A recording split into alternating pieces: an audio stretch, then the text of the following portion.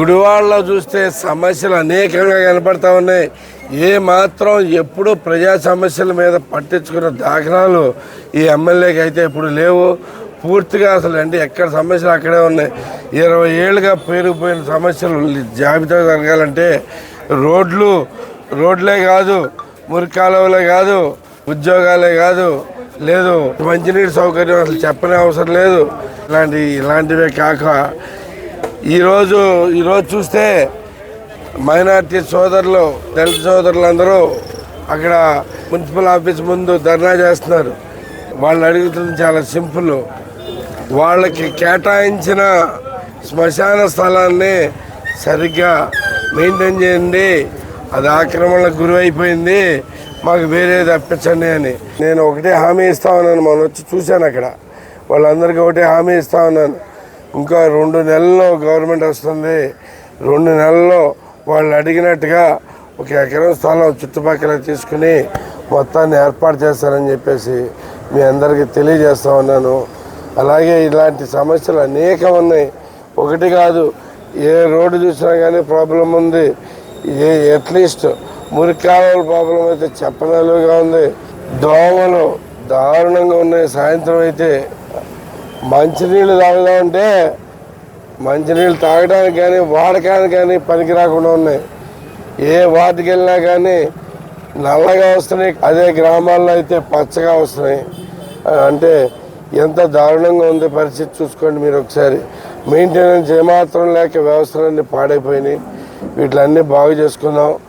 మళ్ళీ మనం అందరం ప్రభుత్వాన్ని మళ్ళీ ఏర్పరచుకుని మన కోసం పనిచేసే మన ప్రభుత్వాన్ని తెచ్చుకుందాం.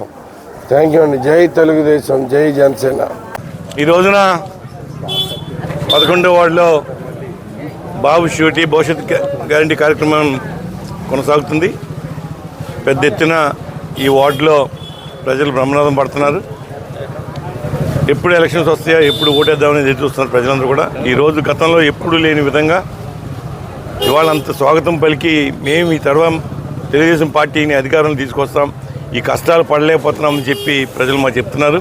నిజంగానే ఈరోజు 5 సంవత్సరాలు రాష్ట్ర ప్రజలకి జగన్మోహన్ రెడ్డి ముఖ్యమంత్రి అయిన తర్వాత అరచేతిలో వైకుంఠం చూపించాడు. వచ్చి అబద్ధాలు మాట్లాడాడు. అధికారం రాకముందు ఒక విధంగా, అధికారం వచ్చిన తర్వాత అరాచకాలు సృష్టిస్తూ భయభ్రాంతులకు గురి చేస్తూ అందరినీ ఇబ్బంది పెట్టడం జరిగింది. ఇక్కడ ప్రజాస్వామ్యం లేదు రాష్ట్రంలో. వీళ్ళు ఏదైతే ప్రజాస్వామ్యం కూనీ చేసింది జగన్మోహన్ రెడ్డి అని చెప్పి మనం గుర్తుపెట్టుకోవాలి. ఇవాళ అనేక కార్యక్రమాలు, గతంలో మనం మైనార్టీస్ కోసం కార్పొరేషన్ ఏర్పాటు చేశాం. దాని ద్వారా పెద్ద ఎత్తున కార్యక్రమాలు చేశాం.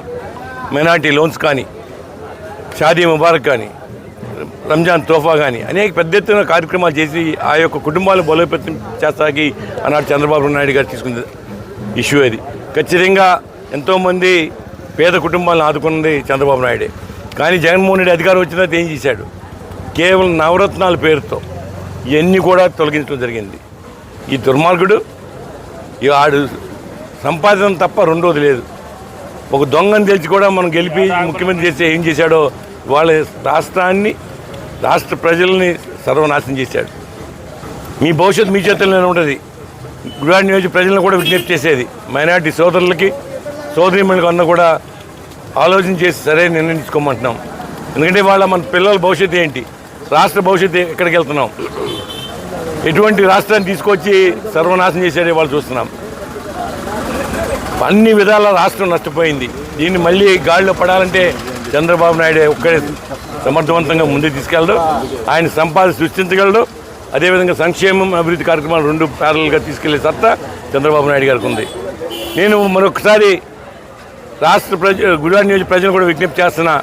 కొడాల నానికి 20 సంవత్సరాలు ఓటేశారు. ఏం చేశాడు మీకు? వాళ్ళ 5 సంవత్సరాల నుంచి ఈ వార్డుకి ఒక్కసారన్నా వచ్చాడా? ఏ కుటుంబాలన్నా ఆదుకున్నాడా? ఇవాళ కేవలం